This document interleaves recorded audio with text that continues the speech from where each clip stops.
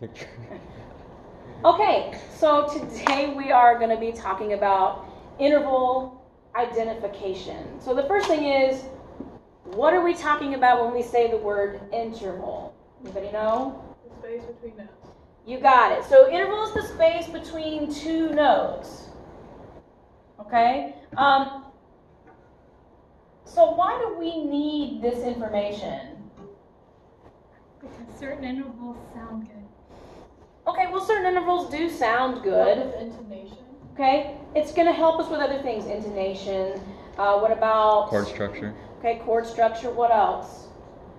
What about sight reading? Oh, yeah. Yeah. Okay, so the first thing is, let's figure out how to identify the intervals in the first place. So, very, very, very basic is we all know how the major scale works. So we're going to base this off the major scale. I'm going to put this in treble clef. I'll do some bass and alto clef examples along the way. Okay, but it works the same. The process will work the same. Okay, so very simply, and I'll do this in the key of D because we're comfortable in that key. And so very simply, it's how to quantify the distance between this note, and this is D and F sharp if you're in a different clef. And so it's really very simple. We are going to base this off of the major scale to begin with.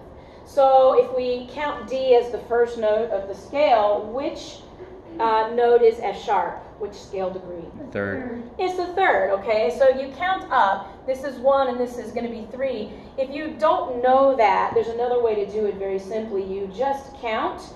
You're going to start with the note, the bottom note, and that's 1. And then you go line, space, line, space, line. So that's 1, 2, so 3. So you're always going to find the number when you do intervals first. Always, always, always the number. Okay, because things can get a little complicated after that, and the number won't change.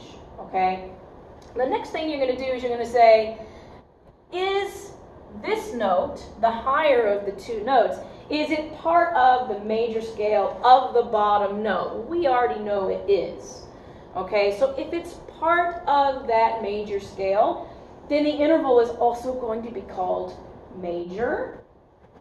Okay, so capital M for major. And this works for all of the number intervals except there's a couple of numbers where we call it perfect. Okay, so if it's a unison, if it's 4, 5, or 8, these are called perfect. And the reasoning behind this is very historical. In the days of early music and early music notation, these intervals were called perfect based on their sound. This has basis in the church history and church music. So they were considered a perfect sound, and so we've kept that as a part of our music theories. But in a major scale, if the note falls in the major scale, it's always going to be major. Or if it's 1, 4, 5, or 8, it's perfect, okay? So let me recap that again. You find the number first, okay? So let's do another example. Let's do an example in bass clef. And I'll keep it still in the key of D for you. Okay, so you're going to find the number first. Now, even if you don't read bass clef, you can find the number. So start with this being 1 and count up. Yeah. What is it, Emma? 5. It is 5, okay? 1, 2, 3, 4, 5. And then you put that down, okay?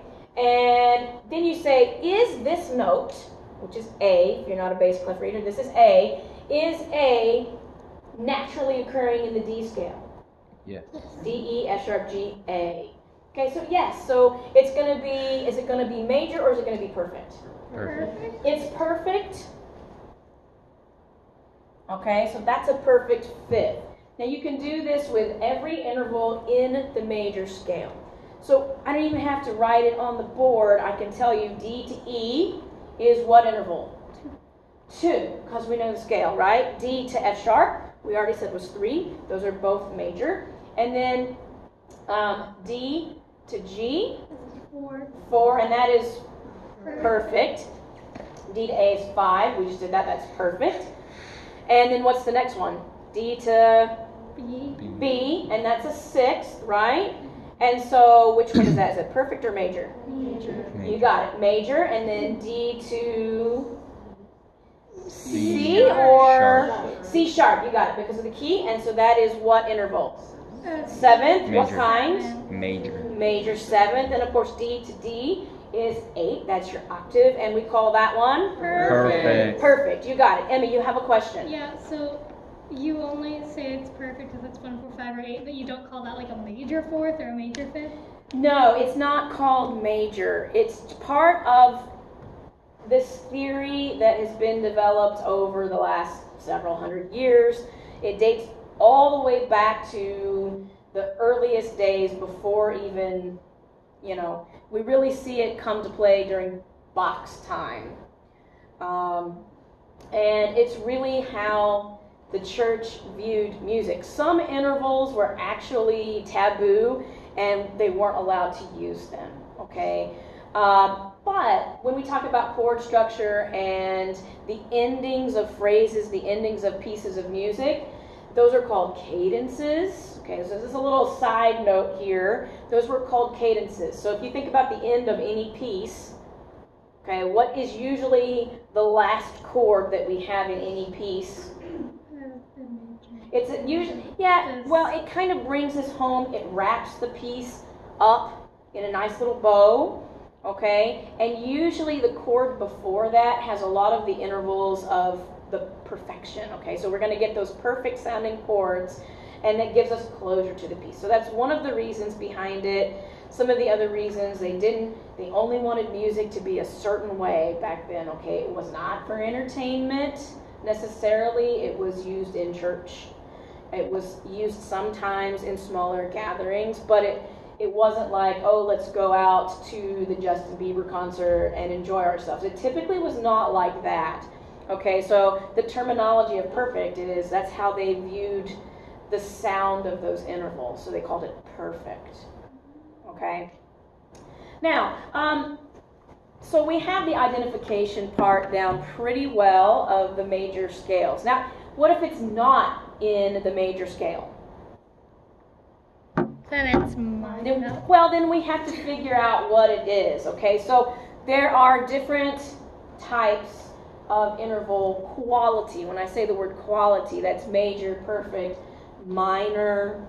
There's also diminished and augmented, okay? So if it doesn't fall in the major scale, then it's going to be either minor, it could be diminished, it could be augmented. And let's talk about those for just a second here. Let's say we have something like this. Let me get rid of the sharp here. There we go. And let's just say that it's D to F natural now. Okay, we know that F natural is not in the D major scale. It should be F sharp. So if this is D and this is F sharp, and I take the sharp out, which way am I making the interval, bigger or smaller? Smaller. You got it, it's smaller, okay? So when you think about structurally, this is major, so what do you think this might be? Minor. Minor. So it changes it to a minor, and that's a little m, okay? So, and we know the sound quality is different, right? When we talk about major, it sounds, what's a good descriptor for that? Sad. No, major. Oh. Major. Happy. Yeah. Happy. Major sounds happy, brighter sounding. Minor sounds sad. You got that one. Sad, or it might even sound mysterious on some levels. A lot of times you get that medieval sound when you start working in the smaller intervals. Okay. If I wanted to go one step further and I wanted to put a flat sign on it, it lowers it again, doesn't it? So we went D to F sharp, and then we said, no, F natural, that makes it minor. Okay, now F flat. Wait a second. It makes it smaller again, right? The distance is smaller. And so there's actually a way to do that. Anybody know? I said the word earlier. Diminished. You got it. It is diminished now. And that makes sense. When something is diminished, it is smaller. Yes, Emma? But it wouldn't be like a 2. Okay, that is a great question. That is a great question. So remember when I said you do the number first? Yeah. Because things can get complicated. That's why. Visually speaking, on the page, it is still a third.